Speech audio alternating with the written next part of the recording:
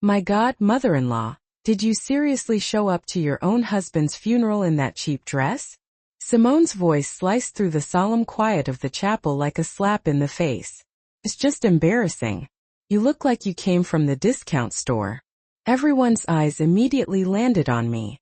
My simple, elegant black dress, which I'd carefully picked out because it was so understated, seemed to really offend my daughter-in-law. Little did she know, this supposedly cheap thing had actually set me back 80 grand. Simone, please, we're saying goodbye to Dad, whispered Malcolm, my son, sounding stressed. But my daughter-in-law had already found her audience. No, Malcolm, someone's gotta say it. I work in high-end boutiques. I know quality when I see it. And this, she pointed at my dress with total disdain. This is a clearance rack special. Your mother has zero class. Her friends Candace and Naomi nodded like little sheep, whispering to each other. The murmurs of disapproval rippled through the pews. I stayed quiet, hands clasped, pretending her words stung. Poor Raymond, Simone kept going even louder now. He must be turning over in his grave, seeing his widow couldn't even be bothered to dress decently for his send-off. How humiliating for the whole family. Tears started welling up in my eyes, but they weren't tears of sadness. They were pure bottled-up rage. This woman dared to humiliate me on the most painful day of my life, completely clueless that I owned the very brand she worked for as a sales associate. Just look at her, she pressed on with her performance. She can't even afford a decent dress. Malcolm, you really should give your mother some money so she can buy something appropriate. I smiled to myself. If she only knew my closet was overflowing with over 200 designer dresses, that my bank account had more zeros than there were days in the year, and that her pink slip was already signed and waiting in my private office. My daughter, Danielle, gently touched my arm and whispered, Mom, don't listen to her. She's being cruel. But I needed to hear more. I needed Simone to keep digging her own professional grave. You know what, Malcolm? Simone said, turning dramatically to her husband. When we have kids, I hope they never end up like your mother. So utterly basic. She gave me a pitiful look. Look at her. She doesn't even know how to dress for such an important occasion. The snickers from her friends got louder. Candace even chimed in. It's true, Tiff. I work in retail too, and that dress couldn't have cost more than $100. If they only knew that the mother-of-pearl buttons on my dress alone cost $500 each. Exactly, Candace, Simone retorted. That's why I say she has no class. At the boutique where I work, we cater to sophisticated clients, women who really get fashion and elegance, right? She waved her hand dismissively in my direction. My son Malcolm looked incredibly uncomfortable, but didn't say a word. Typical. He'd always been a coward when it came to standing up to his wife. Simone, that's enough, Danielle finally said, her voice firmer. No, let her be, I said at last, my voice soft and a little shaky. She's right. I don't understand these elegant things like she does. Simone smiled triumphantly. At least you admit it. Look, mother-in-law, it's not your fault you were born without good taste.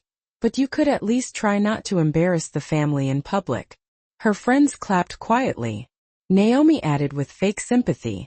Oh, the poor thing. It must be hard not having the resources to dress appropriately. Precisely, Simone continued, emboldened. Imagine showing up to your own husband's funeral dressed like you're running to Walmart for groceries. She just has no common sense. The whispers got louder all around the chapel. I could hear snippets. What a shame. The poor woman. How embarrassing. Perfect. The more people who saw this public humiliation, the sweeter my revenge would be. And those shoes, Simone went on, pointing at my classic black pumps. They look like something you'd find at a flea market. Goodness, if I were her, I'd be ashamed to leave the house like that. Those pumps were a $12,000 custom pair. But she'd never know. Look, mother-in-law, she said condescendingly, leaning in close, I know you don't have much money, but the next time you need to dress for something important, I can lend you something from my wardrobe. I have connections at the best stores. The irony was almost too much to handle. This woman, who earned a measly $3,000 a month selling my clothes in my boutique, was offering to lend me dresses. If only she knew I personally signed her paycheck. That's very kind of you, Simone, I replied, my voice trembling a little. But I wouldn't want to cause you any trouble. It's no trouble at all. It's Christian charity, she responded with a fake smile. It's what any decent person would do in my place. Her friends murmured their approval. Candace even added, "You're an angel, Tiff. Not everyone would be so generous to someone so limited." Limited. The word echoed in my head. If they only knew that my limitations included owning 17 luxury boutiques, 3 textile factories, and a fortune exceeding $100 million. Furthermore, Simone added, now addressing the whole congregation, I think we can all learn a lesson from this. The importance of education, of having aspirations, of not settling for mediocrity. The quiet applause told me she had nailed it. She turned my husband's funeral into her own personal show of moral superiority. Poor Raymond, she sighed dramatically. He was always worried about his mother-in-law. He used to say he didn't know how she'd manage without him. She was right about one thing. My late husband always worried about me, but not for the reasons she thought. He knew my heart was too soft, that I forgave too easily. He always told me, Evelyn, the day I'm gone, don't let anyone walk all over you. That day had arrived. After the spectacle Simone had put on at the funeral, I drove home in my 2015 Honda Civic, a car I deliberately chose to maintain my poor, helpless widow act. The truth was my private garage housed a Bentley, a Mercedes S-Class, and a Porsche that nobody knew about. But today I needed to keep playing the Evelyn everyone thought they knew. The unrefined mother-in-law, the widow without resources, the woman who, according to my daughter-in-law, had no sense of elegance. Arriving at my modest apartment, I slipped off my $12,000 pumps and poured myself a glass of wine. Not just any wine, but a vintage Bordeaux that cost $5,000 a bottle. But to the outside world, I was the lady who bought boxed wine at the grocery store. My phone rang. It was Danielle, my daughter. Mom, I'm so sorry about what happened today. Simone behaved horribly. Don't worry, sweetheart, I replied, trying to sound tired. I'm used to her comments.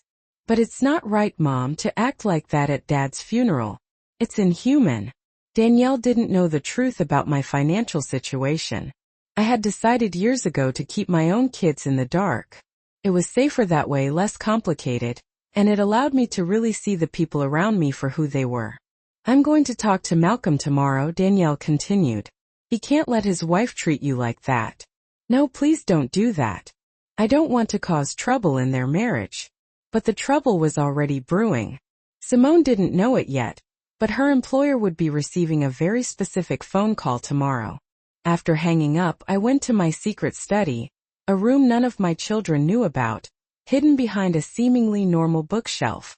There lay my real treasures, the contracts for my companies, the financial statements for my boutiques, and of course the personnel files for all my employees, including Simone, sales associate level 2 at my flagship store with a base salary of $3,000 a month plus commission. I opened her file and reviewed her history. 3 warnings for tardiness, 2 customer complaints about a dismissive attitude, and a supervisor's report noting her unwarranted air of superiority. Perfect. I picked up my private phone, the one I only use for business matters, and dialed Trina, my HR director. Miss Carter, I'm so very sorry for your loss, Trina said with genuine sorrow. Thank you, Trina, but I need you to handle a personal matter tomorrow. Of course. Name it. Simone, employee at the downtown boutique. I want you to meticulously review her performance over the last 6 months. Any specific issues? Let's just say she's demonstrated a lack of respect for customers that I simply don't tolerate in my company. Trina understood perfectly. She'd been working with me for 15 years and knew that when I spoke in this tone, things were serious. Understood. You want me to prepare the documentation for disciplinary action. Prepare everything, but we'll wait for the right moment. After hanging up, I sat in my Italian leather chair and thought about the day's events. Simone's public humiliation had only been the appetizer. She had no idea she had just declared war on the wrong person. My late husband Raymond always told me I was too kind, too tolerant. Evelyn, he would say, some people mistake kindness for weakness, And when that happens, you have to teach them the difference. For 40 years of marriage, he had been my protective shield. Raymond knew about my businesses. He was my silent partner, my most trusted advisor. Together, we built an empire from scratch, always keeping to the shadows, always pretending to be a regular middle-class family. But Raymond wasn't here to protect me from vipers like Simone anymore. Now I would have to protect myself. And I would do it with the style that only a 70-year-old woman with 50 years of business experience could command. The next day, while Simone was bragging on social media about her act of charity and offering to lend me clothes, I was in my executive office reviewing the numbers for all my companies. My personal assistant, an efficient woman named Veronica who'd been with me for 20 years, walked in with a coffee tray. "The monthly reports, Miss Carter," she said, placing a stack of documents on my mahogany desk. "How are sales looking at the downtown boutique?" "Excellent numbers this quarter.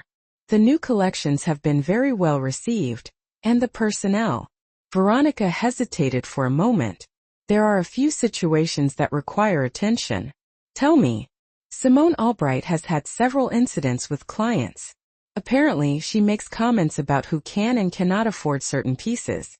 "Interesting." My daughter-in-law had not only humiliated me, but she was also driving away my customers with her snobbish attitude. "Anything else?" "Security cameras caught some questionable behavior. She uses her personal phone for hours during work. She's constantly late. And yesterday she was seen taking photos with merchandise she didn't buy." Every word was another nail in her professional coffin. "Veronica, I want you to schedule a meeting with me for next Friday, with all the management of the downtown boutique." "Any specific reason?" I smiled for the first time since Raymond's funeral. "It's time to make some personnel changes." The week after the funeral went by like a perfectly orchestrated symphony of family hypocrisy. Simone took every chance to remind everyone how generous she had been with me, offering her wardrobe and her connections to the fashion world. On Wednesday morning, I got a call from Malcolm, my son. "Mom, Simone told me she offered to help you out with your wardrobe situation." "Yes, she was very kind," I replied meekly. "Look, Mom, I know Dad handled all the finances and things must be tough for you now. If you need any money." How ironic. My own son offering me money when I could buy his entire house with the cash in my personal safe.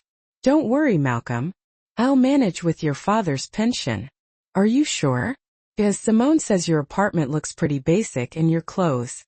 "Your wife is right. I don't understand fashion like she does." I could hear the satisfaction in his voice. "Well, she really knows the business. She works at one of the city's most exclusive boutiques. Her bosses really trust her. If only he knew I was the boss they trusted so much."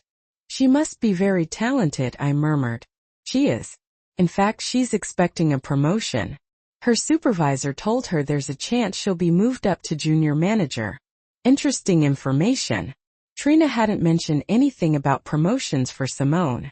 My daughter-in-law was probably making up the story to impress my son. "I'm happy for her, Malcolm." "Yeah, and you know what, Mom? When she gets promoted, we'll be earning more money, and we can help you out more often.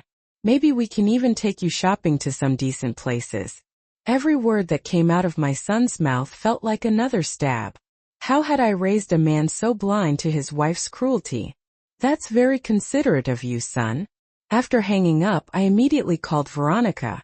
"Veronica, I need information on any rumors of a promotion for Simone."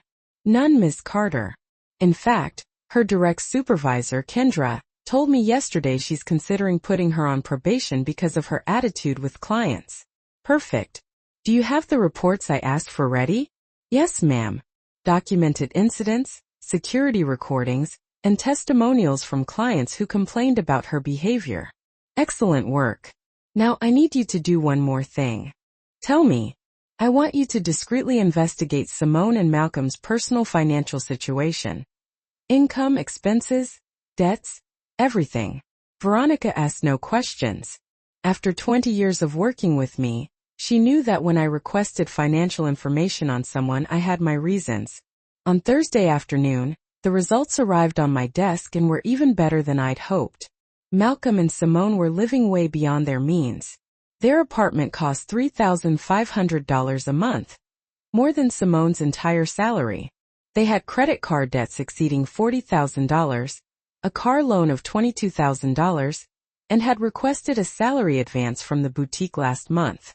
But the most delightful detail was that they had applied for a mortgage to buy a $250,000 house, using Simone's imminent promotion and future raise as collateral. The house of their dreams, the future they had planned, all depended on an ascent that was never going to happen. Friday arrived faster than expected. I dressed in my most understated yet elegant executive attire. A black Chanel suit I had bought in Paris the year before, paired with my authentic Mikimoto pearls. Nothing flashy, but any fashion expert would instantly recognize the quality. At 10 o'clock in the morning, I arrived at the downtown boutique. My boutique. Good morning, Miss Carter. Kendra, the supervisor, greeted me, using my married name as she always did in public. The managers are waiting for you in the office. I walked through the store, taking in every detail. The employees were working diligently, helping clients with professionalism and grace. All except one. Simone was leaning on the counter, talking on her cell phone, and laughing loudly. Her uniform was wrinkled, her makeup was overdone, and her attitude was completely inappropriate for the sophisticated environment of my establishment. Girl, you won't believe this, I heard her say into the phone. My mother-in-law is so pathetic. I swear Malcolm told me yesterday we can take her shopping when I get promoted. Imagine having to teach a 70-year-old woman how to dress. She laughed at her own cruelty while a customer waited patiently to be served. Yeah, I work at the most exclusive boutique in the city. My boss is super cool. She trusts me a lot. In fact, she's making me a junior manager next week. Lies piled upon lies. Fascinating. So my mother-in-law showed up to her husband's funeral dressed like a charity case. I swear it looked like she bought her dress at Burlington. I was so secondhand embarrassed. The waiting customer moved to another counter, clearly annoyed by the lack of service. You know what's the funniest part?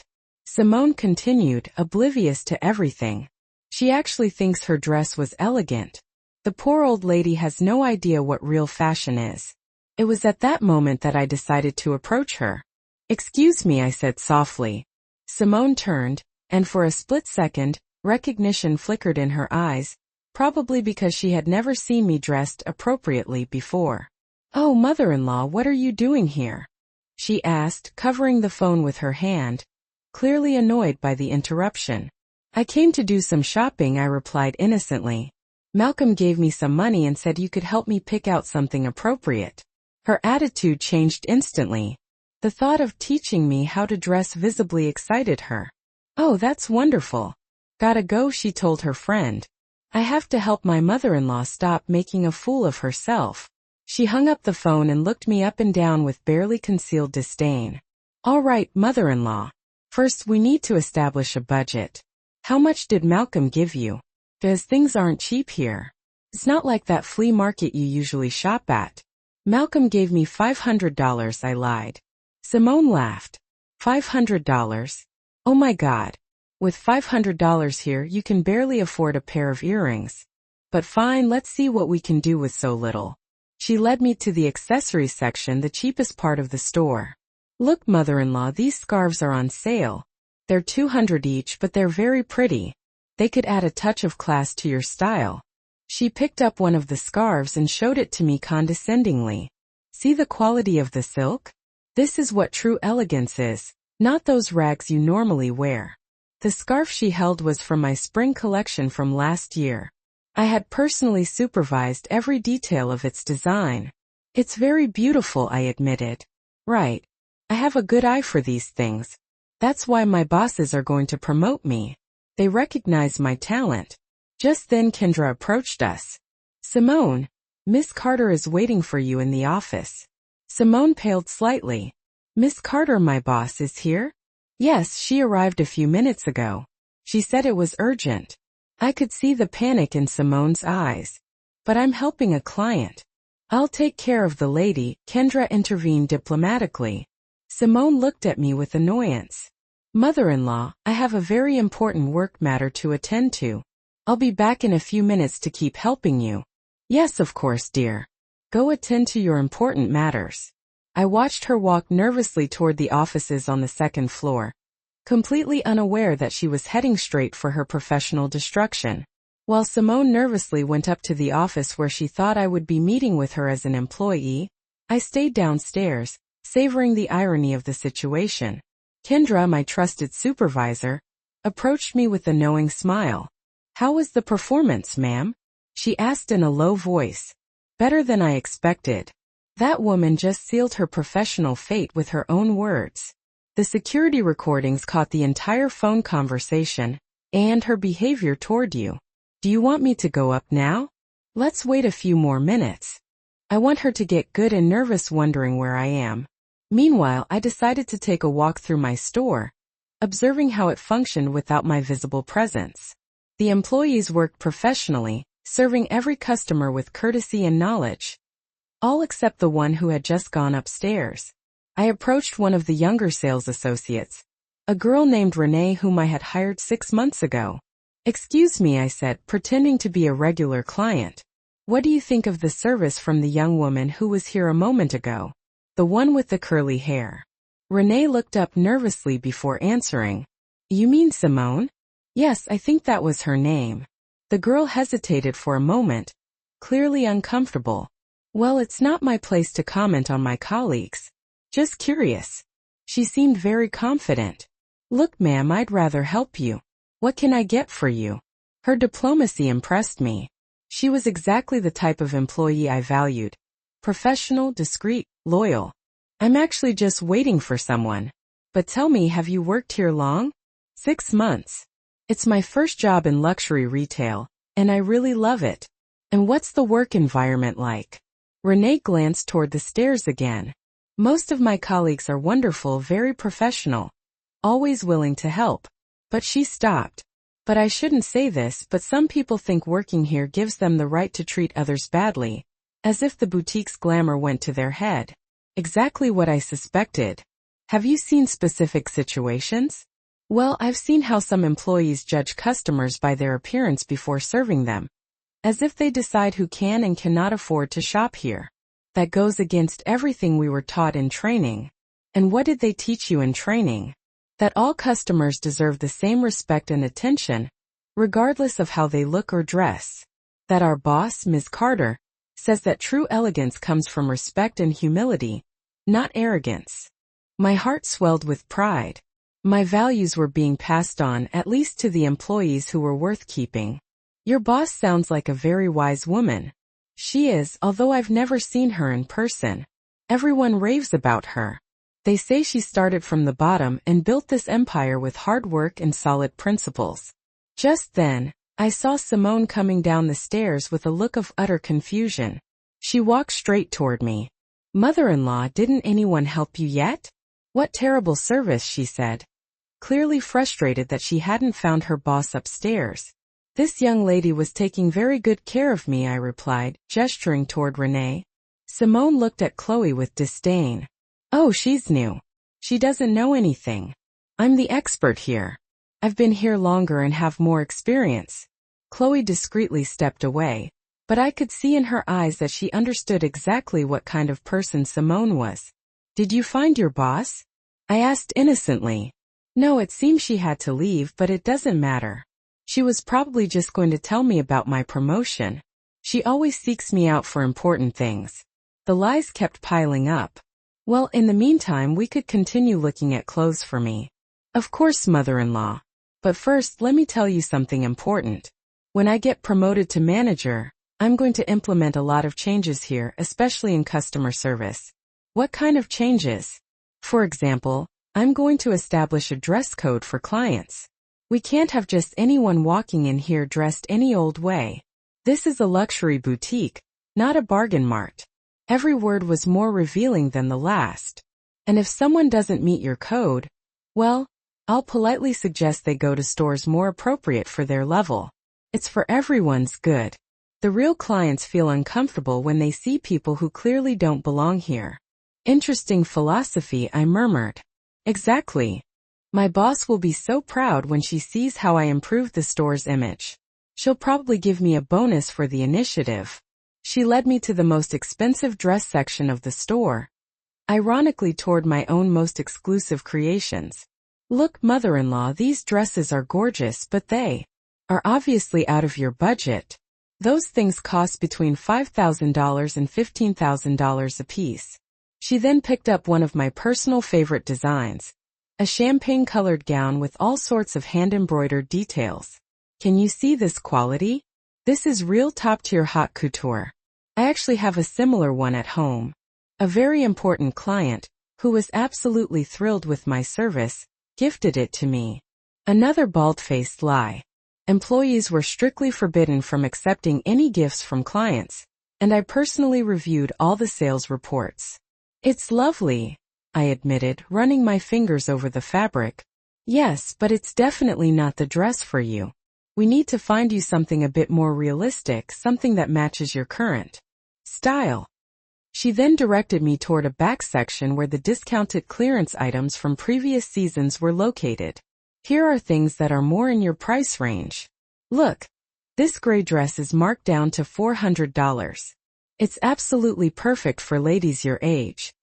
The dress she was showing me was actually from one of my old collections from maybe 3 years ago, a design I had discontinued because it just didn't meet my quality standards. What do you think of this dress? I asked her. Honestly, it's really not much, but for someone like you it's fine. You don't exactly have the figure or the presence to wear the truly exclusive pieces. Her words stung, but not for the reasons she thought. It hurt to know that such a cruel and superficial person was working at my company, representing my values to the public. You know what, Simone? I said finally. I think you're right about my lack of style. She smiled triumphantly. I'm glad you recognize it. It's the first step toward improvement. But I do have one question for you. Tell me, what would happen if someone pretended to be poor but actually had a lot of money? How should you treat that person? Simone just laughed. Oh, mother-in-law, that only happens in the movies. Rich people don't walk around disguised as poor people. That's just ridiculous. But hypothetically, if someone came in here dressed like you, they definitely don't have money. It's impossible for someone with real money to dress so basically. I see. Besides, why would a rich person pretend to be poor? It makes no sense. People with money want it to show. They want to flaunt it. Like my VIP clients, they always arrive impeccably dressed with expensive jewelry and luxury cars. Very logical reasoning. That's why I'm so good at this job, mother-in-law. I know how to read people. I know exactly who can afford what and how to treat them accordingly. Right at that moment, Veronica, who is my personal assistant, entered the store discreetly. She spotted me and came over. Ma'am, they're waiting for you in the office, she said with a warm smile. Simone looked at her strangely. Excuse me, who are you? I'm Miss Carter's personal assistant, Veronica replied matter-of-factly. And what does my mother-in-law have to do with your boss? Veronica looked at me, waiting for instructions. I just nodded slightly. Your mother-in-law is my boss. The color drained completely from Simone's face. The silence that followed Veronica's words was absolutely deafening. Simone looked at me as if she had seen a ghost, her face going through every shade from white to pale green. What?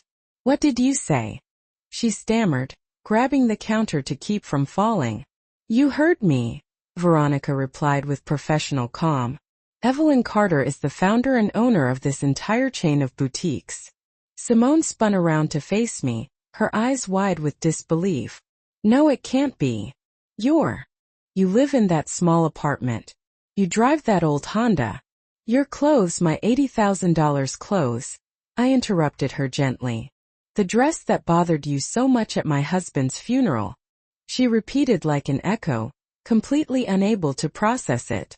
The same dress you considered clearance rack material. The same $12,000 pumps you said looked like they came from a flea market.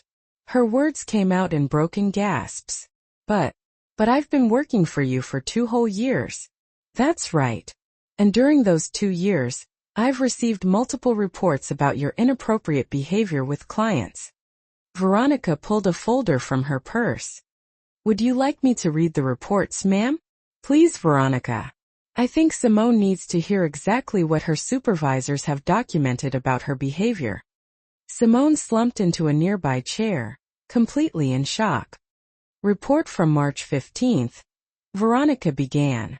Client complained that employee Simone ignored her for 20 solid minutes because she determined the client didn't have the financial means to shop at the store. No, that's not. Report from April 22nd. A 60-year-old client was treated with contempt and condescension, being directed only to clearance items without even being asked about her preferences or her budget. Each report was like a slap of reality to Simone's face. Report from May 8th. Employee was seen using her personal phone for 2 hours of her shift, completely ignoring multiple customers. I can explain. What are you going to explain, Simone? I asked, my voice calm but laced with authority. Are you going to explain how you decided to publicly humiliate me at my own husband's funeral? Or would you prefer to explain how you just told me that you determine the value of people based solely on their appearance? Tears began to stream from her eyes. Ma'am, I didn't know. If I had known. Exactly, that's the problem, Simone. Your respect for people depends entirely on their economic status. You're only kind to those you think have money. I moved closer to her, maintaining my elegant but intimidating posture. Tell me, what would you have done differently at the funeral if you had known who I really was? I never would have. You never would have what? You never would have shown your true colors. You never would have revealed how cruel and superficial you really are deep down. Simone was openly sobbing now.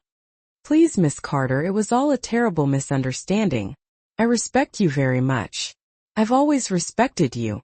You respected me 5 minutes ago when you told me I didn't have the figure or the presence to wear quality clothes. That was your true opinion of your own mother-in-law, the woman who raised the man you love. Simone's crying intensified. Other employees had begun gathering discreetly, not coming too close, but clearly aware that something major was happening. Veronica, I told my assistant, could you please read the last report? Of course. Report from this morning. Employee Simone was recorded by security cameras speaking disparagingly about a client who turned out to be her family member, violating multiple company privacy and professionalism policies. Also, I added, she lied about a non-existent promotion in order to impress her husband and applied for a mortgage based on that lie. Simone sharply raised her head. How do you know about the loan? Simone, I know everything I need to know about the people who work for me, especially when those people happen to be family. Veronica continued. The financial investigation shows debts of over $60,000, expenses exceeding family income by 300%, and multiple unreported salary advances. Unreported, I repeated. Which means on top of everything else, you've been lying on your company financial documents. Ma'am, please, I can explain everything. I needed the money. To maintain a lifestyle you can't afford. To flaunt wealth you don't possess while belittling others for their apparent lack of resources. The irony of the situation was just perfect. Simone, who had mocked my supposed poverty, was the one who was truly broke.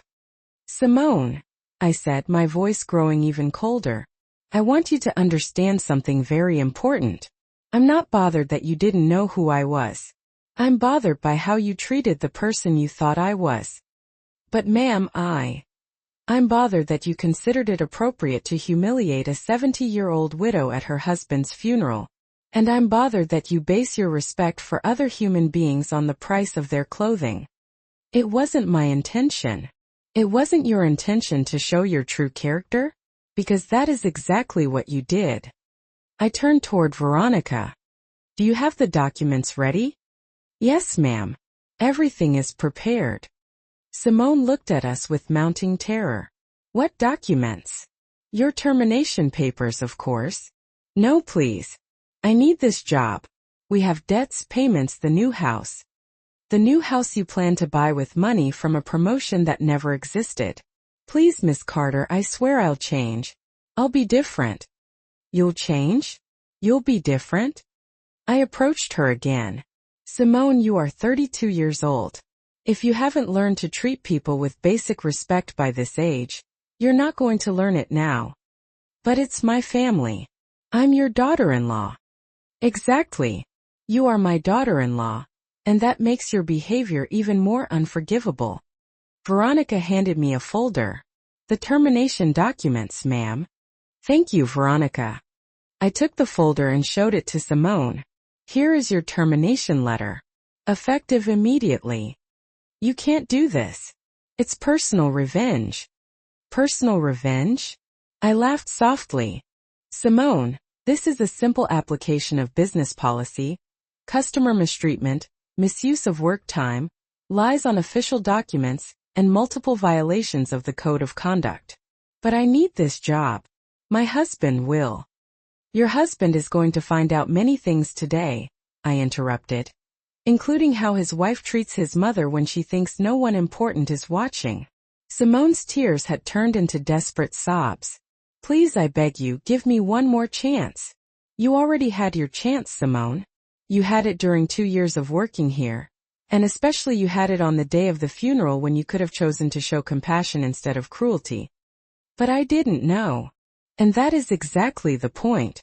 Your true character shows when you think there are no consequences. Veronica, I said to my assistant while Simone continued to sob, please call security to escort this employee out of the building. No, waitchi. Simone screamed, standing up desperately. It can't end like this. I'm family. Family behaves with mutual respect, Simone. You decided to break that. I swear I'll change. Give me one last chance. Like the chance you gave me on the day of the funeral? Like the consideration you showed when you decided to turn the most painful moment of my life into your personal show of superiority? Simone approached me with her hands clasped, literally begging. Miss Carter, please think about Malcolm. Think about your son. If you take my job, you'll ruin our marriage. I'll ruin your marriage? I looked at her with genuine disbelief. Simone, you ruined your marriage the day you decided to publicly humiliate your husband's mother. But he'll hate me. He won't understand. Oh, he'll understand perfectly. Especially when I show him the security recordings from today. Her face fell even further. Recordings? Every word you said about me, about my clothes, about my supposed lack of class, every cruel comment you made on the phone thinking no one important was listening. Veronica intervened discreetly. Security is on the way, ma'am. Perfect. I turned back to Simone. You now have approximately 5 minutes to clear out your locker and turn in your employee badge. This is an abuse of power. It's family persecution. Abuse of power? My voice hardened. Simone, the abuse of power was when you humiliated a 70-year-old woman in front of her entire family because you thought you could do it without consequences. But you have millions. I only have this job. And whose fault is that? Did I force you to live beyond your means? Did I force you to lie about non-existent promotions? Did I tell you to apply for loans based on fantasies? Renee, the young employee who had talked to me earlier, approached timidly. Ma'am, do you need anything? Yes, Renee. I want you to observe this very carefully. This is a lesson on why we treat all customers with the same respect, no matter how they look. Simone looked at me with pure hatred. You're going to use this for lessons? Exactly. Your behavior will serve as the perfect example in our future training sessions on what not to do. It's humiliating. Humiliating. I laughed without humor. Simone, you humiliated me at my husband's funeral in front of my family, my friends, people I'd known for decades, and you did it for sport. I was only trying to help her. Help me? By calling me classless, telling everyone I looked like a pauper? The other employees had now gathered closer, clearly fascinated by the unfolding drama. I could see in their faces a mix of shock and, I must admit, satisfaction at finally seeing consequences for Simone's toxic behavior. Miss Carter, Kendra, my supervisor, intervened. Would you like us to document this incident to share with the other branches? Excellent idea, Kendra. Let it serve as a warning about the consequences of mistreating customers. Simone turned to Kendra desperately. Kendra, you know I'm a good worker. Say something. Kendra looked at her with an expression mixing compassion and disappointment. Simone, I gave you multiple warnings about your attitude with clients, especially the older ladies, but I never thought. You never thought what? That the older ladies deserved respect, that they might have more money than they appeared to, that they might be connected to important people? It's not that. Then what is it, Simone? I asked directly. Explain your philosophy of life to me. Explain why it's okay to mistreat people you consider inferior. I don't consider them inferior. Then why did you treat me as if I were? Why? She stopped, clearly unable to answer without admitting her true nature. Because you thought you could do it without consequences, I completed for her. Because you thought I was just a poor old lady who had no power to fight back. Just then 2 security guards arrived. Miss Carter. Yes. Please escort Miss Albright while she gathers her personal belongings. She no longer works here. Simone walked toward her locker with slumped shoulders, escorted by security. But before she reached it, she turned back to me one last time. What are you going to tell Malcolm? I'm going to tell him the truth, Simone. I'm going to show him exactly who the woman he married is. He loves me. He won't care. He won't care that his wife humiliated his mother at his father's funeral? He won't care that you lied about your job to secure loans? He won't care that you put them in a desperate financial situation because of your fantasies of grandeur? Simone had no answer for that. As she cleared out her locker, I addressed the employees who had witnessed everything. I want you all to understand something very important, I said. In my stores, we treat every customer as if they were the most important person in the world, regardless of how they dress or how much money they appear to have. They all nodded solemnly. And do you know why? Chloe timidly raised her hand. Because it's the right thing to do. Exactly, Renee. Because it's the right thing to do, but also because we never know who the person standing in front of us truly is. Like you today? Another employee asked. Like me today? But more importantly, like anyone who walks through that door. Every customer deserves respect, kindness, and professional attention. Veronica approached me again. Ma'am, would you like me to prepare a meeting with Malcolm for this afternoon? Yes, Veronica. It's time for my son to know the whole truth. Simone, who had heard this while stuffing her belongings into a box, ran toward me. No, please don't tell Malcolm anything. Let me explain it to him. You're going to explain it with more lies? No, I'll tell him the truth. What truth, Simone? The truth about how you treated me? The truth about your debts? The truth about the fake promotion? Everything. I'll tell him everything. Too late. You had 2 years to tell the truth. You had an opportunity to apologize after the funeral. You chose to lie every time. The guards escorted her toward the exit, carrying her box of belongings. At the last moment she turned and yelled, "This isn't over. I'll fight this." Please do, I replied calmly. It will be interesting to see how you explain your behavior to a judge. A judge? Oh yes, Simone. Defamation, creating a hostile work environment, fraud on business documents. I have enough evidence to keep you busy in court for years. Her face went completely white before the guards finally ushered her out of the building. Once she was gone, silence filled the boutique. The employees looked at me with a mixture of respect, admiration, and a little bit of fear. Well, I said finally, I think we've all learned something valuable today. Kendra approached. Miss Carter, would you like me to call HR to start the replacement process? Yes, but I want the new employee to go through a more rigorous interview process, especially regarding values and customer service. Of course. And Kendra, I want Renee to receive an immediate promotion. Her professionalism today was exemplary. Renee blushed and smiled timidly. Thank you, Miss Carter. Don't thank me yet. With the promotion comes more responsibility. I left the boutique feeling strangely empty. The revenge I had so carefully planned was finally complete. But now I had to face the hardest part, explaining to my son why I had effectively destroyed his wife's career. But that would come later. For now, I had to prepare the evidence I would show Malcolm that very afternoon. At 5 o'clock that afternoon, Malcolm arrived at my apartment, his face completely distraught. He had received my call just a couple of hours earlier when I had urgently asked him to come over because I needed to talk to him about something very important concerning Simone. Mom, what happened?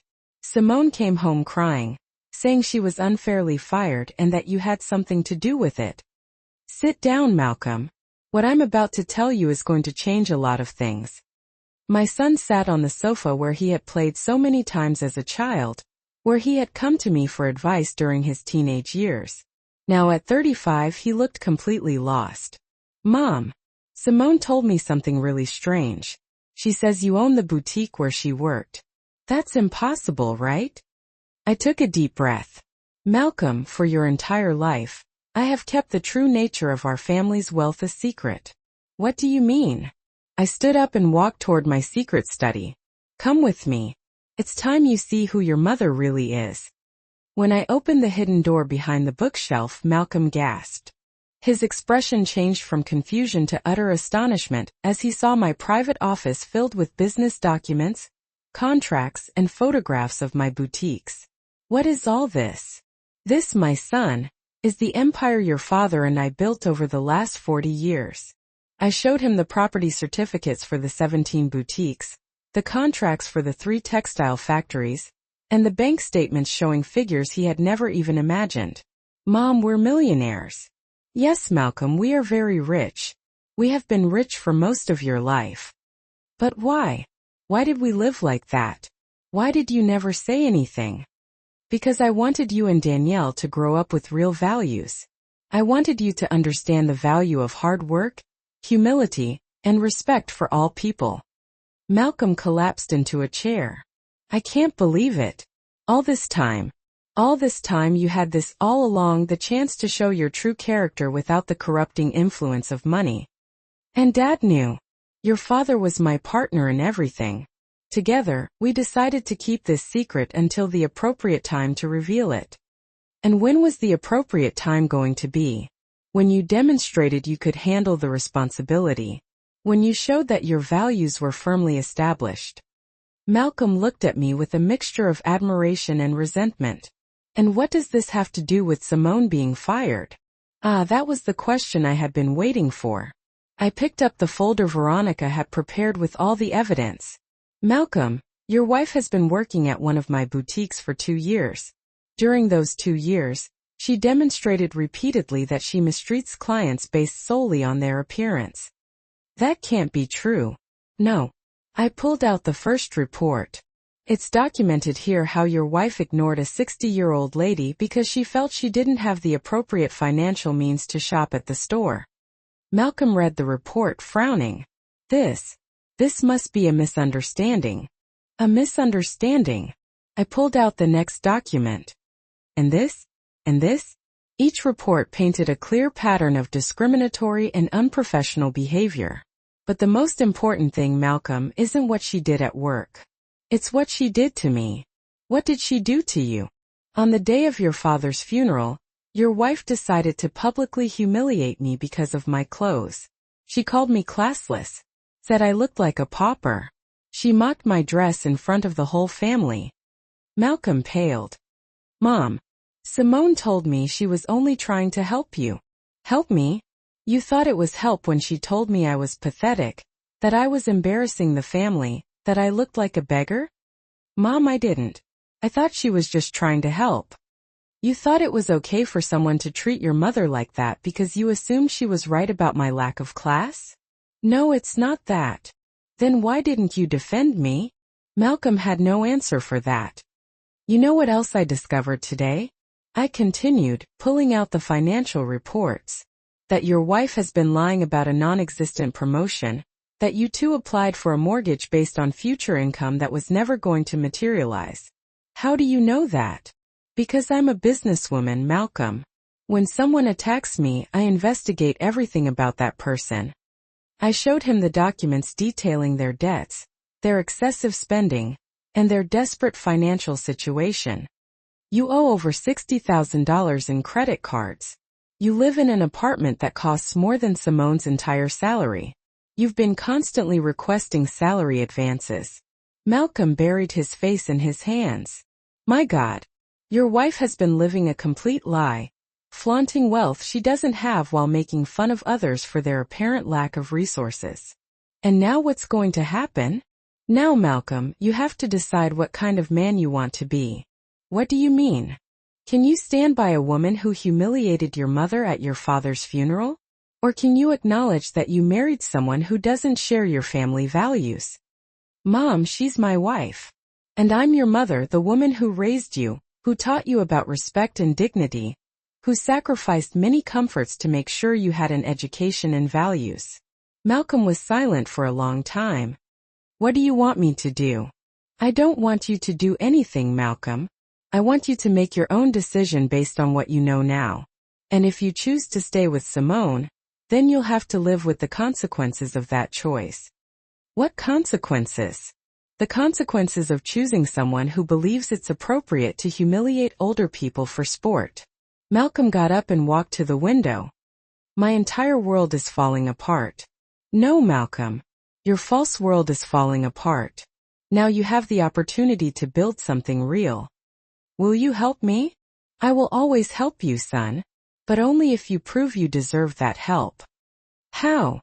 By showing me that the man I raised still exists beneath all your wife's toxic influence. Malcolm turned to me, tears welling in his eyes. In his eyes. Mom, I'm so sorry I didn't defend you at the funeral. That's the first step, Malcolm. And the second step is that you decide if you want to remain married to a woman who thinks it's okay to mistreat vulnerable people. Malcolm nodded slowly. I need time to think. Of course, but Malcolm, the time you have to think isn't infinite. Some decisions can't be postponed forever. 2 days after my confrontation with Malcolm, my phone rang at 6 in the morning. It was Danielle, my daughter, and she sounded completely frantic. Mom, what the hell is going on? Malcolm called me crying at midnight saying you're a millionaire, and that Simone got fired from your job. It's true. Good morning, Danielle. Yes, it's true.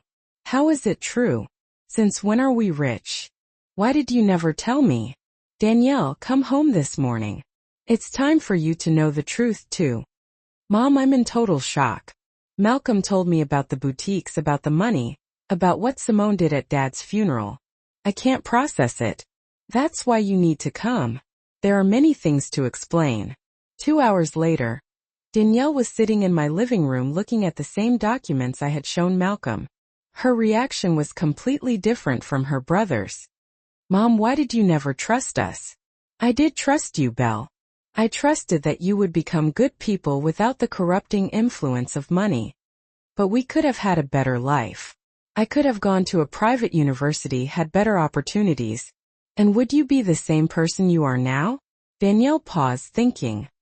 I don't know. I do know. You would have grown up with privileges you wouldn't have appreciated, with a sense of superiority that would have damaged your character. But look what happened to Malcolm. He married a horrible woman who despises us. Exactly my point, Danielle. Malcolm chose Simone when he thought we were a middle-class family. That tells me there's something in his character that needs to be examined. What do you mean? I mean that perhaps Malcolm was attracted to Simone precisely because she represented the status and sophistication he felt he was lacking. Danielle frowned. That's pretty deep, Mom. I've had 70 years to observe human behavior, darling. And me? What do you think of my choices? I smiled. You chose to be an elementary school teacher. You work with low-income children. You married a good man who is also a teacher. Your values are in the right place. So now I'm going to inherit all this? You and Malcolm will inherit everything, but only if you prove you can manage it responsibly. And if Malcolm chooses to stay with Simone? That is a very good question, Danielle. Just then my phone rang. It was Veronica, my assistant. Ms. Carter, Simone is here at the main office. She says she needs to speak with you urgently. Simone is there? Yes, ma'am. She's quite agitated and says she won't leave until she speaks with you. I looked at Danielle. Would you like to meet your sister-in-law under more authentic circumstances? What do you mean? Simone is in my office, probably to beg for her job back. I want to go with you. Perfect. It's time you see exactly what kind of person your brother married. An hour later, Danielle and I arrived at my executive office in my company's main building. It was a space my children had never seen. Marble floors, floor-to-ceiling windows with a panoramic view of the city, designer furniture, and original artwork. My God, Mom, Danielle whispered. This is breathtaking. 40 years of hard work, darling. Veronica met us in the lobby. She's in the waiting room. She's been there since 8 this morning. Has she said anything? Only that she needs to speak with you about a terrible injustice, and that she won't leave until you listen to her. Perfect. Send her into my office in 5 minutes. Danielle and I settled into my office. I behind my mahogany executive desk, Belle in a side chair where she could observe the entire interaction. When Veronica ushered Simone in, her transformation was evident. She was no longer the arrogant, self-assured woman from the funeral. She had deep circles under her eyes, smudged makeup, and her clothes were wrinkled as if she had slept in them. Miss Carter, she began immediately. Thank you for seeing me. I know I made terrible mistakes, but I need you to understand my situation. Sit down, Simone. It was then she noticed Danielle. Danielle, what are you doing here? Hello, Simone. I'm here learning about people's true character. Simone flushed but turned back to me. Ma'am, I've come to ask for a second chance. I know I behaved badly, but I can change. You can change. Yes, completely. I can be different. Simone, tell me exactly what you think you did wrong. Well, I shouldn't have spoken that way about you at work, that's all. And I shouldn't have used my phone during work hours. Anything else? Simone thought for a moment. And I shouldn't have been late. Danielle and I exchanged glances. Simone truly didn't understand the gravity of what she had done. Simone, I said patiently, what about the funeral? The funeral? Yes, my husband's funeral. Do you recall anything specific from that day? Well, I was trying to help you with your image. Help me? Yes. I thought if I gave you advice on how to dress better. Danielle interrupted her. Simone, do you really think publicly humiliating someone is helping? I didn't humiliate her. I was only being honest. There it is, I said to Danielle. The real problem. She doesn't believe she did anything wrong. But I can learn, Simone insisted desperately. I can take customer service classes. I can go to therapy. Whatever it takes. And why would you do all that? Because I need the job. We have huge debts. The house we wanted to buy. Malcolm will hate me if we lose everything because of me. Interesting, I murmured. You haven't mentioned feeling any remorse about hurting me. Of course I feel remorse. Remorse about hurting me or remorse about the consequences that brought upon you. Simone opened her mouth, but no words came out. Because there's a very important difference between those two things, Simone. I feel bad about hurting you. When did you start feeling that? At the funeral when you were calling me classless or when you found out who I really am? Simone started to cry. Please, Miss Carter, don't punish me for the rest of my life for one mistake. One mistake. Danielle stood up from her chair. You call humiliating a 70-year-old widow at her husband's funeral a mistake? Danielle, please. No, Simone. You've been married to my brother for 2 years and you never, not once showed genuine respect for my mother. That's not true. I pulled another document from my desk. I have reports here from 3 family gatherings where you made dismissive comments about my taste, my clothes, my house. Those were just casual comments. Casual comments that revealed your true opinion of me. Simone turned to Danielle desperately. Danielle, talk to your mother. Tell her to give me another chance. Why would I do that, Simone? Because you're my brother's wife. We're family. Family treats each other with respect. Danielle responded firmly. Something you never understood. But I can learn. At 32 years old? I asked. Simone, if you haven't learned basic respect for others at this point in your life, you won't learn it now. That's not fair. Not fair. I stood up from my desk and approached her. You know what's not fair, Simone?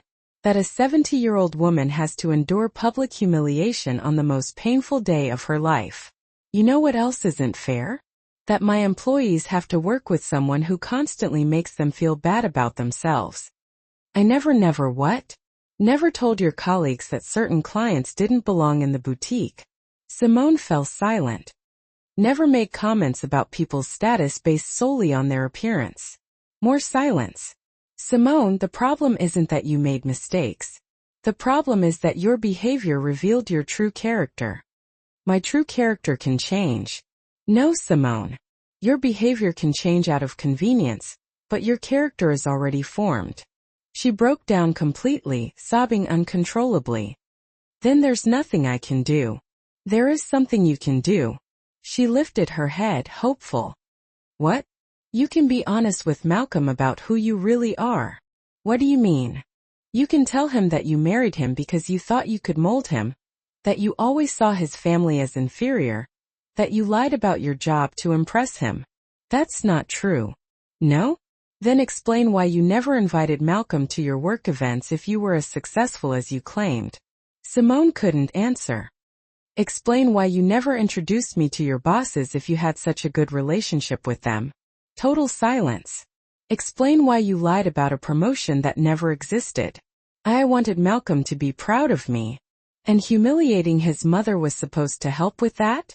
Finally, Simone understood there was no escape. Simone, I said in a voice that was firm but not cruel, I'm going to give you one last opportunity to show some dignity in this situation. What do you mean? Go home, sit down with Malcolm, and tell him the complete truth about who you are, what you've done, and why you did it. And if I do that, you'll give me my job back? No. Her face fell. Then what's the point? Because it's the right thing to do, Simone. For the first time in a long time, you have the opportunity to do something simply because it is right. But I need to work. You'll find another job, but you will never work in any of my companies again. And if Malcolm leaves me? That is a decision he has to make based on complete information. Simone slowly rose, defeated. You win, Miss Carter. You've destroyed me completely. No, Simone. You destroyed yourself. I simply refused to remain your victim. After she left, Danielle and I sat in silence for several minutes. Mom, Danielle finally said, do you think Malcolm will leave her? I don't know, darling, but I hope so.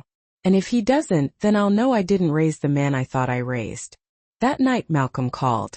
His voice was broken, tired. Mom, Simone told me everything. Everything. The lies about her job, the debt she hid, what she truly thinks of our family. And she also told me something else. What? She told me that during our entire marriage, she never felt you were good enough for me.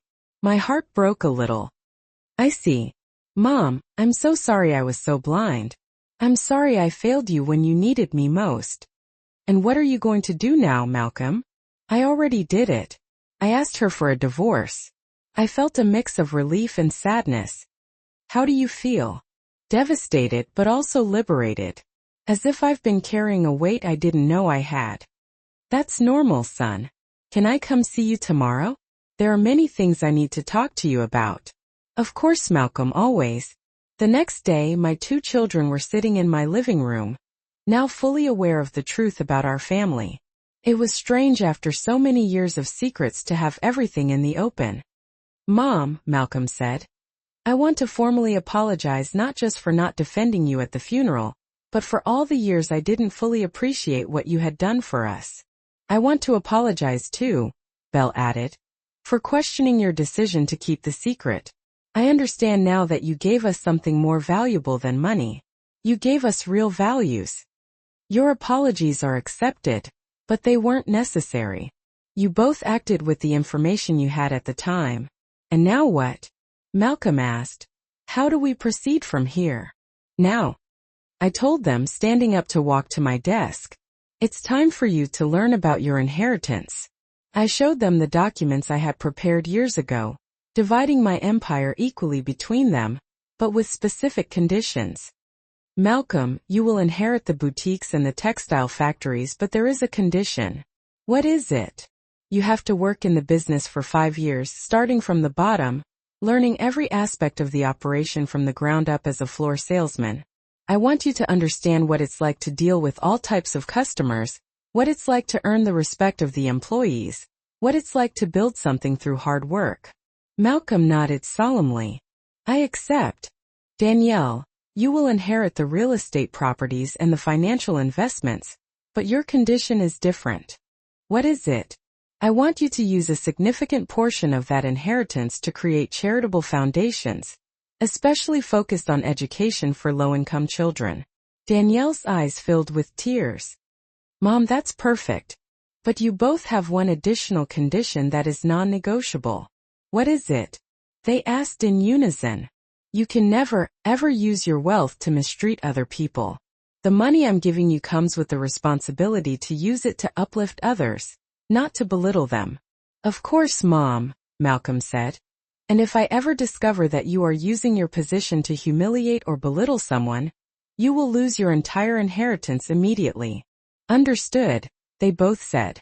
6 months later, I was sitting in my office reviewing the monthly reports when Veronica walked in with a smile on her face. Ma'am, you have a visitor. Who is it? It's Malcolm, but I think you should see this for yourself. Malcolm walked into my office, but he didn't look like the Malcolm I knew. He was wearing the floor salesman's uniform from the boutique. He had a different energy in his eyes and a genuine smile on his face. Hey, Mom.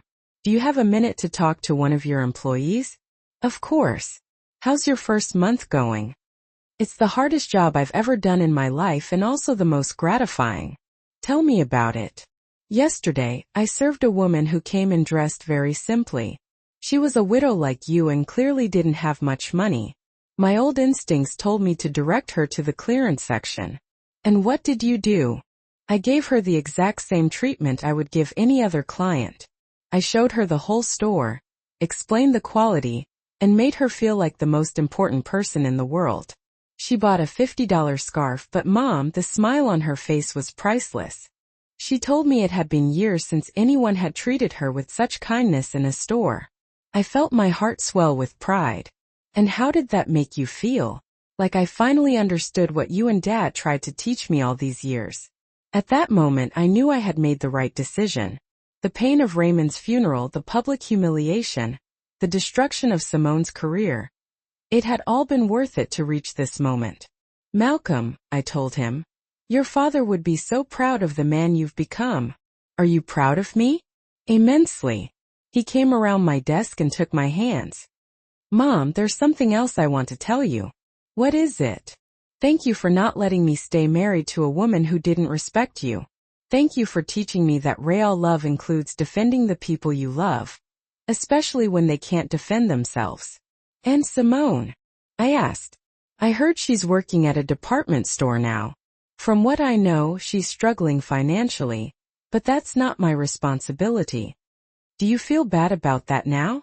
I feel bad about the time I lost being blind to her true nature, but I don't feel bad about the natural consequences of her actions. 3 months later, I received an unexpected call. It was Simone. Miss Carter, I know you probably don't want to talk to me, but I wanted to thank you. Thank me. For teaching me the hardest lesson of my life. For showing me that actions have real consequences. And what have you learned, Simone? That respect isn't based on how much money someone has. That true elegance comes from how you treat people, especially those who can't help you in any way. I'm glad to hear that, Miss Carter. I know I don't deserve your forgiveness, but I wanted you to know that I genuinely regret all the pain I caused you, and the lesson you taught me has made me a better person. I hung up the phone feeling completely at peace. The revenge had been sweet, but the true satisfaction came from knowing that I had protected the values my husband and I had built over a lifetime. That night, as I watched the sunset from my office, I thought of Raymond. My love, I whispered. I finally learned to defend myself and our children are going to be just fine. Justice had arrived, not just as vengeance but as education, And that was the most important lesson of all. Did you like my story? And which city are you listening from? Let's meet in the comments. If you like the story, you can support me by sending a super thanks so I can keep bringing more stories like this. Thank you so much for your sweet support. I'm looking forward to your comments on the story. On the screen you can see 2 new life stories that I highly recommend. There's so much more on my channel. Don't forget to subscribe. See you in the next life story. With love and respect. His words hung in the air, heavy with remorse. I could see the regret etched in his eyes. Mom, he said, his voice thick with emotion. I'm so sorry I didn't defend you at the funeral. I should have stood up for you. I reached out and gently touched his hand. That's the first step, Malcolm. I reassured him. Recognizing that you should have done things differently is the beginning. And the second step is for you to decide whether you want to remain married to a woman who thinks it's perfectly acceptable to mistreat vulnerable people. That's a decision only you can make. Malcolm nodded slowly, absorbing my words. I need time to think this through, he admitted. This is a lot to process. Of course you do, I replied, understanding in my voice. But Malcolm, the time you have to think isn't infinite. Some decisions simply can't be postponed forever. You need to address this sooner rather than later. 2 days after my somewhat tense conversation with Malcolm, my phone practically screamed at me at 6 o'clock in the morning. It was Danielle, my daughter, and she sounded like she was about to have a full-blown panic attack. Mom, what the hell is going on? She shrieked into the phone. Malcolm called me in tears at midnight, saying you're a millionaire and that Simone got fired from her job. Is any of this true? I sighed, bracing myself for the onslaught. It's true, I confirmed, my voice calm despite the chaos swirling around me. Good morning, Danielle. Yes, it's all true.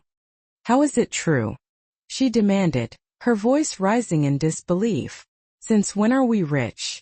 Why didn't you ever tell me any of this? Why keep us in the dark? Danielle, just come home this morning, I urged, cutting through her questions. It's time for you to know the whole truth too. I can explain everything better in person. Mom, I'm in total shock right now, she confessed, her voice trembling. Malcolm told me about the boutiques, about the money, about what Simone did at Dad's funeral. I can't even begin to process any of this. It feels like my whole world has been turned upside down. That's precisely why you need to come home, I reiterated gently. There are many things that need to be explained, and it's best if we talk face to face. 2 hours later, Danielle was perched on the edge of the sofa in my living room, her eyes wide as she scanned the same documents I had shown Malcolm just days before. Her reaction was markedly different from her brother's, a mixture of hurt and confusion. Mom, she asked, her voice laced with pain. Why did you never trust us enough to tell us about this? Why the secrecy? I did trust you, Belle, I countered, trying to explain my reasoning. I trusted that you would both become good people, grounded individuals, without the potentially corrupting influence of money hanging over your heads. I wanted you to develop your own values independently. But we could have had a much better life, she argued, her voice tinged with resentment. I could have gone to a private university, had access to better opportunities. My life could have been so different. I looked at her intently. And would you be the same person you are now if that had been the case? I challenged. Would those privileges have changed who you are at your core? Danielle paused, a flicker of uncertainty crossing her face as she considered my question. I honestly don't know, she admitted after a moment of contemplation. I do know, I stated firmly. You would have grown up with privileges you wouldn't have appreciated, with a sense of entitlement and superiority that would have inevitably damaged your character. Just look at what happened to Malcolm.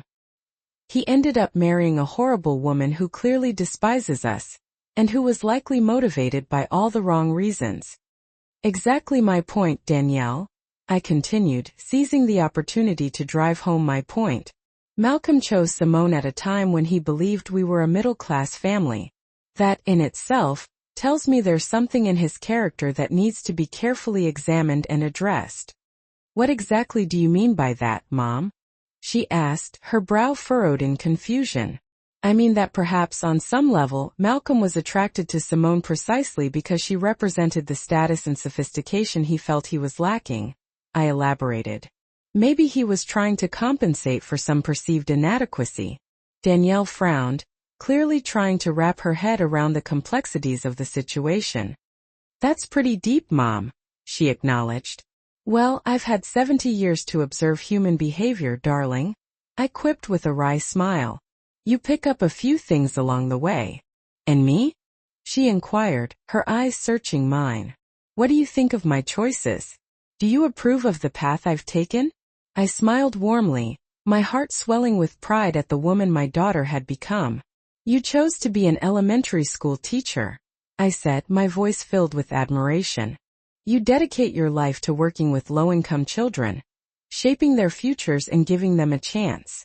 You married a good man who shares your passion for education and making a difference in the world. Your values are absolutely in the right place, Danielle. So now I'm suddenly going to inherit all of this? She asked, gesturing around the room. You and Malcolm will inherit everything eventually, I confirmed. But only if you both prove that you can manage it responsibly and use it for good. And what if Malcolm decides to stay with Simone? She asked, her voice tinged with concern. Where does that leave things? That is a very good question, Danielle, I conceded, acknowledging the uncertainty of the situation. Just then, as if on cue, my phone rang, interrupting our conversation. It was Veronica, my ever-efficient assistant. Miss Carter, she announced, her voice urgent. Simone is here at the main office. She insists that she needs to speak with you urgently. Simone is here? I repeated, surprised. What on earth does she want? Yes, ma'am, Veronica confirmed. She's quite agitated and insists that she won't leave until she has a chance to speak with you face to face. I exchanged a knowing glance with Danielle. Would you like to meet your sister-in-law under more authentic circumstances? I asked, a hint of amusement in my voice. What exactly do you mean by that, Mom? She asked, intrigued. I mean that Simone is currently sitting in my office, most likely to beg for her job back, I explained. How would you like to accompany me and witness first hand exactly the kind of person your brother chose to marry? Danielle's eyes lit up with a mixture of curiosity and anticipation. Perfect, she declared. Let's go. It's time I saw this for myself. Approximately an hour later, Danielle and I arrived at my executive office, located in my company's main building. It was a space that my children had never actually seen before, a stark contrast to the more modest settings they were accustomed to. The office boasted gleaming marble floors, floor-to-ceiling windows offering a panoramic view of the city, impeccably designed furniture, and original works of art adorning the walls. My God, Mom, Danielle whispered, her voice filled with awe. This is absolutely breathtaking. I had no idea. 40 years of hard work, darling, I replied with a smile, acknowledging the dedication and effort that had gone into building my empire. Veronica greeted us in the lobby, her expression serious. She's in the waiting room, she informed us. She's been here since 8 o'clock this morning, Miss Carter. Has she said anything? I inquired. Only that she desperately needs to speak with you about a terrible injustice that has been done to her, and that she refuses to leave until you agree to listen to her side of the story, Veronica reported. Perfect, I said with a hint of steel in my voice. Send her into my office in 5 minutes. Danielle, let's get settled. Danielle and I entered my office, the atmosphere thick with unspoken tension. I took my customary place behind my large mahogany executive desk, while Belle settled into a side chair strategically positioned to allow her to observe the entire interaction without being directly in the line of fire. When Veronica finally ushered Simone into the room, her transformation was immediately evident. She was no longer the arrogant, self-assured woman who had brazenly insulted me at my husband's funeral. The confident facade had crumbled, revealing a woman ravaged by stress and desperation. She had deep circles under her eyes, her makeup was smudged and carelessly applied, and her clothes were visibly wrinkled, as if she had slept in them. Miss Carter, She began immediately, her voice strained and pleading. Thank you for agreeing to see me. I know I've made some terrible mistakes, but I desperately need you to understand my situation before you completely ruin my life. Sit down, Simone, I instructed calmly, my voice betraying none of the animosity I felt towards her. It was only then that Simone seemed to fully register Danielle's presence in the room. Danielle, what are you doing here? She asked, her voice laced with suspicion. Hello, Simone, Danielle responded evenly, her eyes fixed on her sister-in-law. I'm here learning about people's true character, observing how they behave when their backs are against the wall. Simone flushed crimson, clearly uncomfortable under Danielle's scrutiny, but she quickly regained her composure and turned her attention back to me. Ma'am, she said, her voice now dripping with insincerity, I've come to humbly ask for a second chance. I know that I've behaved badly in the past, but I swear I can change. I'm willing to do whatever it takes to earn back your trust. You can change? I echoed, raising an eyebrow skeptically. Yes, completely, she insisted, her voice filled with false conviction. I can be a completely different person. I promise you I'm capable of change. Simone, tell me exactly what you think you did wrong, I prompted, wanting to hear her perspective and gauge the depth of her understanding. Well, she began hesitantly, I shouldn't have spoken about you that way at work, that's all. It was unprofessional and I regret it. And I definitely shouldn't have used my phone during work hours. That was a clear violation of company policy. Anything else? I pressed, wanting her to dig deeper and acknowledge the full extent of her transgressions. Simone paused, feigning deep thought for a moment. And I shouldn't have been late so often, she added as an afterthought. Punctuality is important. Danielle and I exchanged subtle glances, both of us silently acknowledging Simone's complete lack of awareness regarding the true gravity of her actions. Simone, I said patiently, adopting a tone that was both firm and measured. What about the funeral? My husband's funeral? Do you recall anything specific from that day that might be relevant to this conversation? Well, she stammered, clearly uncomfortable with the topic. I was just trying to help you with your image. I thought I was doing you a favor. Help me? I repeated, my voice dripping with incredulity. Yes, she insisted, her voice growing increasingly defensive. I thought if I gave you some advice on how to dress better, it would improve your overall appearance and make you look more presentable. Danielle, unable to contain herself any longer, interjected sharply. Simone, do you honestly believe that publicly humiliating someone, especially a grieving widow at her husband's funeral, is in any way helpful? I didn't humiliate her, Simone protested, her voice rising in indignation. I was simply being honest. Sometimes the truth hurts, but it's necessary. There it is, I said quietly to Danielle, nodding my head slightly. That's the real problem right there. She genuinely doesn't believe she did anything wrong. She's completely devoid of any real remorse or empathy. But I can learn, Simone insisted desperately, her eyes darting back and forth between Danielle and me. I can take customer service classes. I can go to therapy. I'm willing to do whatever it takes to become a better person. And why? I asked, cutting through her frantic pleas. Why would you suddenly be willing to do all of that now? Because I desperately need this job, she confessed, her voice cracking with desperation. We have huge debts, and we're about to lose the house we wanted to buy. Malcolm will absolutely hate me if we lose everything because of me. Interesting, I murmured, my voice laced with a hint of sarcasm. I noticed that you haven't mentioned feeling any remorse about hurting me, about the pain you caused me on one of the worst days of my life. Of course I feel remorse, she insisted, but her voice lacked conviction. Remorse about hurting me personally, I clarified, or remorse about the negative consequences that your actions have brought upon you. Because there's a very important distinction between those two things, Simone. I feel bad about hurting you, she repeated, her voice sounding hollow and unconvincing. When exactly did you start feeling that way? I pressed, wanting to expose her hypocrisy. Was it at the funeral when you were so casually calling me classless? Or was it only after you found out who I really am and what I'm capable of? Simone's eyes welled up with tears, her carefully constructed facade finally crumbling under the weight of her own lies and deceit. Please, Ms. Carter, she begged, her voice choked with emotion. Don't punish me for the rest of my life for just one mistake. I know I messed up, but everyone deserves a second chance. One mistake, Danielle echoed, standing up from her chair, her voice filled with righteous anger.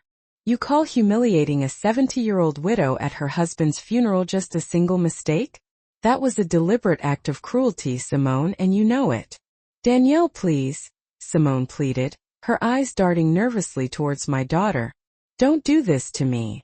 No, Simone, Danielle retorted, her voice unwavering. You've been married to my brother for 2 years, and you never, not even once, showed genuine respect for my mother. You always treated her with disdain and condescension, and I've had enough of it. That's simply not true, Simone protested weakly, but her words rang hollow. I calmly pulled another document from my desk and held it up for Simone to see. I have reports here from 3 separate family gatherings where you made incredibly dismissive comments about my taste, my clothes, and even my house, I revealed. These weren't just offhand remarks. They were calculated insults designed to make me feel inferior. Those were just casual comments, Simone stammered, her voice trembling. I didn't mean anything by them. Casual comments that revealed your true opinion of me. I countered, my voice firm and unwavering. They exposed your underlying disdain and disrespect, and I refused to ignore them any longer. Simone turned to Danielle in desperation, her eyes pleading for help. Danielle, please talk to your mother, she begged. Tell her to give me another chance. You're my family now, and family should stick together. Why would I do that, Simone? Danielle responded, her voice cold and detached. You've never treated my mother like family. You've always looked down on her and treated her with contempt. Because you're my brother's wife, Simone insisted, her voice growing increasingly frantic. We're family, and family should support each other. No matter what. Family treats each other with respect. Danielle responded firmly, her voice leaving no room for argument. Something you have never understood, Simone. You can't just claim to be family when it suits you. It has to be earned.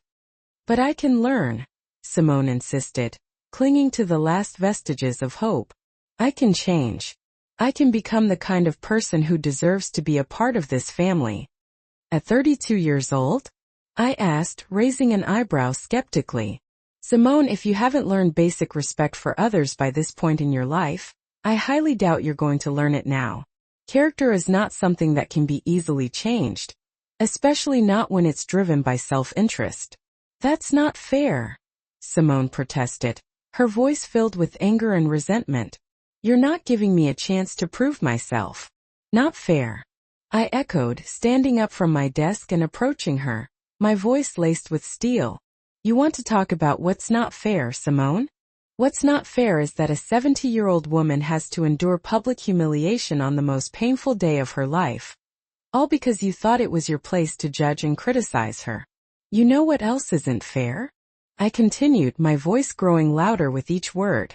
That my employees have to work alongside someone who constantly makes them feel bad about themselves, who belittles their efforts and undermines their confidence. I never. Simone began to protest, but I cut her off before she could finish. Never what? I challenged, my eyes boring into hers. Never told your colleagues that certain clients didn't belong in the boutique because they weren't wealthy enough or stylish enough. Simone fell silent, unable to deny the truth.